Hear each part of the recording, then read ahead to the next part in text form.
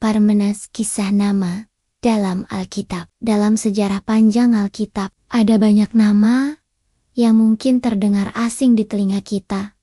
Namun, masing-masing membawa kisah dan makna tersendiri. Salah satu nama itu adalah Parmenas. Nama ini mungkin tidak sepopuler nama-nama besar seperti Musa, Daud, atau Paulus. Namun, Parmenas memiliki peran yang penting dalam sejarah gereja mula-mula, khususnya dalam kisah perkembangan jemaat Kristen perdana di Yerusalem. Nama Parmenas muncul dalam kitab Kisah Para Rasul, tepatnya pada pasal ke-6 di masa itu. Gereja di Yerusalem sedang mengalami pertumbuhan yang luar biasa. Jumlah orang yang percaya kepada Yesus bertambah setiap hari.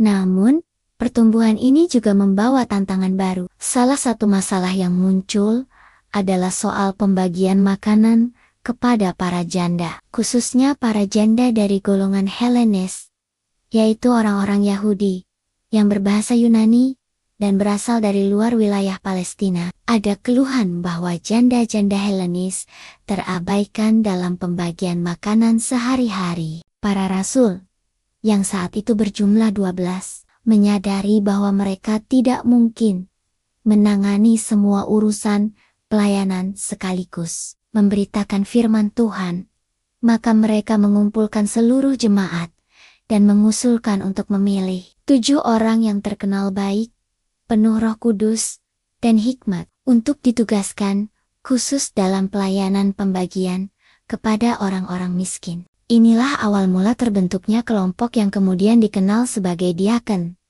yaitu pelayan jemaat yang bertugas mengurus kebutuhan praktis, sehingga para rasul bisa fokus pada doa dan pelayanan firman. 7 orang dipilih oleh jemaat, dan salah satunya adalah Parmenas. Nama Parmenas sendiri memiliki arti yang tetap atau yang setia. Nama ini berasal dari bahasa Yunani, yang menunjukkan bahwa Parmenas kemungkinan besar berasal dari kalangan Helenis, sama seperti beberapa nama lain dalam daftar tersebut, seperti Prokorus, Nikanor, Taimon, dan Nikolaus. Pemilihan nama-nama ini menunjukkan perhatian gereja mula-mula untuk mewakili semua kelompok dalam jemaat, agar tidak ada yang merasa diabaikan atau didiskriminasi. Meski tidak banyak detail tentang kehidupan pribadi Parmenas, fakta bahwa ia terpilih menjadi salah satu dari 7 diaken pertama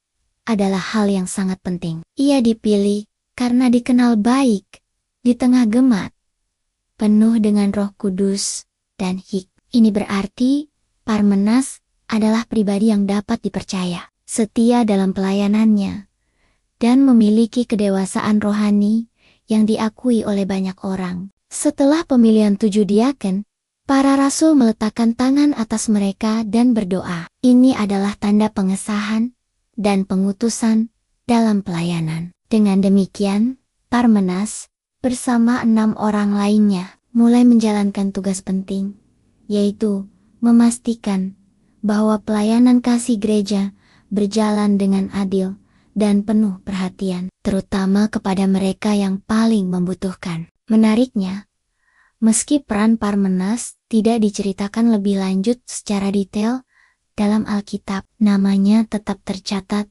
dalam sejarah gereja. Dalam tradisi Kristen, khususnya dalam catatan para bapa gereja dan tulisan-tulisan kuno, Parmenas disebutkan sebagai salah satu dari 70 murid yang diutus oleh Yesus. Meskipun hal ini tidak dicatat secara eksplisit dalam Alkitab, beberapa tradisi juga menyebutkan bahwa Parmenas kemudian melayani sebagai uskup di Soli, sebuah kota di Kilikia, dan akhirnya menjadi martir karena imannya kepada Kristus. Kisah Parmenas mengajarkan kita tentang arti penting kesetiaan dan pelayanan yang tidak selalu berada di garis depan atau dikenal banyak orang. Dalam sejarah gereja, seringkali ada tokoh-tokoh yang bekerja tanpa banyak sorotan, namun pengaruh dan dampak pelayanan mereka sangat besar. Mereka adalah pilar-pilar yang menopang jemaat,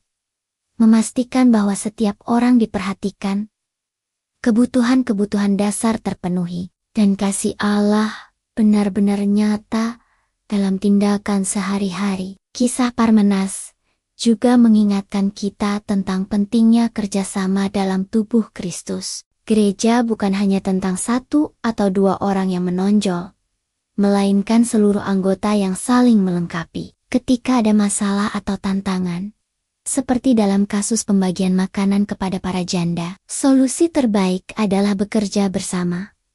Memilih orang-orang yang dapat dipercaya, dan membagi tugas sesuai dengan karunia dan kemampuan masing-masing. Nama Parmenas, yang berarti yang tetap atau yang setia, menjadi teladan bagi setiap orang yang ingin melayani dengan sungguh-sungguh. Meskipun mungkin tidak selalu mendapatkan perhatian atau pujian dari banyak orang, kesetiaan dalam hal-hal kecil, dalam tugas-tugas yang tampaknya sederhana, seringkali justru menjadi fondasi bagi pertumbuhan dan kekuatan gereja. Tanpa adanya orang-orang seperti Parmenas, pelayanan kasih bisa saja terabaikan, dan kesaksian gereja di tengah masyarakat menjadi lemah. Selain itu, kisah Parmenas juga berbicara tentang inklusivitas dalam gereja. Pada masa itu, perbedaan antara Yahudi asli dan Helenis cukup tajam. Namun, gereja mula-mula menunjukkan teladan yang luar biasa dalam mengatasi perbedaan ini dengan cara yang adil dan penuh kasih. Memilih diaken dari kalangan Helenis menunjukkan bahwa gereja bersedia mendengar dan merespon kebutuhan semua anggotanya, tanpa memandang latar belakang budaya atau asal-usul. Hingga saat ini, nama Parmenas tetap dikenang sebagai salah satu pelayan awal gereja yang setia. Ia mungkin tidak menulis surat-surat yang dibaca jutaan orang, atau memimpin ribuan jemaat, namun perannya dalam membangun gereja mula-mula sangat penting. Kisahnya mengingatkan kita bahwa dalam pelayanan Tuhan, tidak ada tugas yang terlalu kecil atau tidak berarti. Setiap tindakan kasih, setiap kepedulian kepada sesama, setiap pelayanan,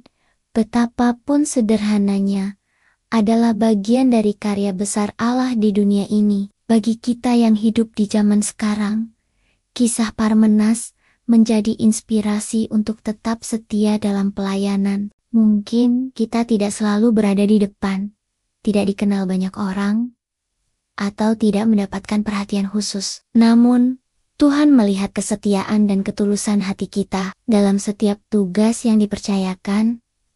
Baik besar maupun kecil, kita dipanggil untuk melayani dengan sepenuh hati. Seperti Parmenas, yang namanya tetap tercatat dalam sejarah gereja, sebagai simbol kesetiaan dan pengabdian yang tulus. Akhirnya, kisah Parmenas adalah undangan bagi setiap orang untuk mengambil bagian dalam pelayanan. Apapun bentuknya, tidak semua orang dipanggil menjadi pengkhotbah atau pemimpin, namun setiap orang bisa menjadi pelayan kasih, menjadi tangan dan kaki Tuhan di dunia ini. Dengan meneladani sikap setia, rendah hati, dan penuh kasih seperti Parmenas, kita ikut ambil bagian dalam membangun gereja dan mewujudkan kasih Allah kepada semua orang. Gambar dalam video tersebut hanya sebagai ilustrasi. Jangan lupa like, komen, subscribe, atau follow, dan share video ini.